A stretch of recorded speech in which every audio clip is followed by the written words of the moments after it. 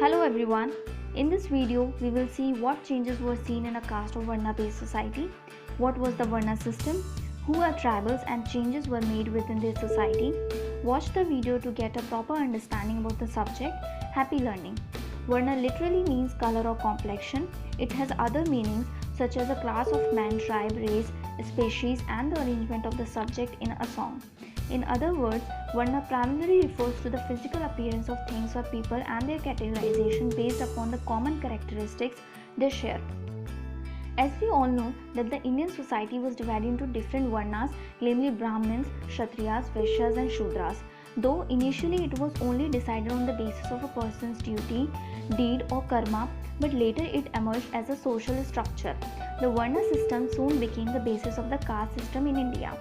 The fourfold Varna society was based on the idea of purity of birth.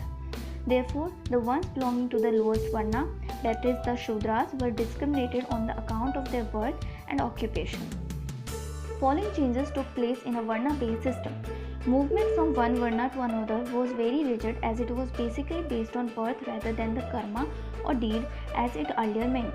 Smaller castes or jatis emerged within Varnas. On the other hand, many tribes and social groups were taken into caste-based society and given the status of jatis. Specialized artisans such as smith carpenters were also recognized as the separate jatis by the Brahmanas. Jatis rather than Varna became the basis for organizing society. Among the Kshatriyas, the newly formed Rajput clans became powerful. Many tribes became part of the caste system, but only the leading tribal families could join the ruling class. A large majority joined the lower jatis of caste society. Many dominant tribes of Punjab, Sindh and the northwest frontier had to adopt Islam as it claimed not to discriminate on basis on caste or occupation. Talking about the tribes, the emergence of large states changed the nature of tribal societies. We can understand this with the help of two examples, the Gond society and the Aham society. The Gond society. Their equal society gradually got divided into unequal social classes. Brahmanas, poets and scholars received land grants from the Gond Rajas or kings and they became more influential. The Gond chiefs now wished to be recognized as Rajput.